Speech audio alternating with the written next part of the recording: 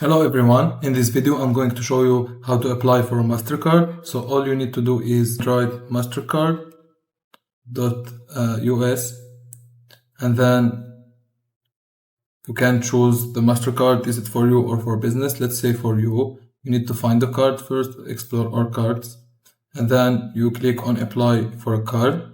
You select the card category, for example, business, travel, or students, for example, and then you apply online. After this, you need to fill in this 9 steps quiz. You put in your legal name, for example, Michael,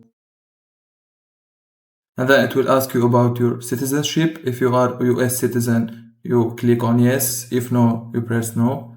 And then do you have citizenship in other countries? No. And then your degree, for example, because we chose the student option.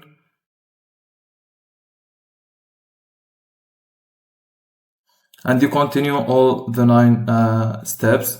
After you finish, you will receive a confirmation email and then you will receive your Mastercard to your house. Thank you for watching. I hope you liked the video. Don't forget to like and subscribe.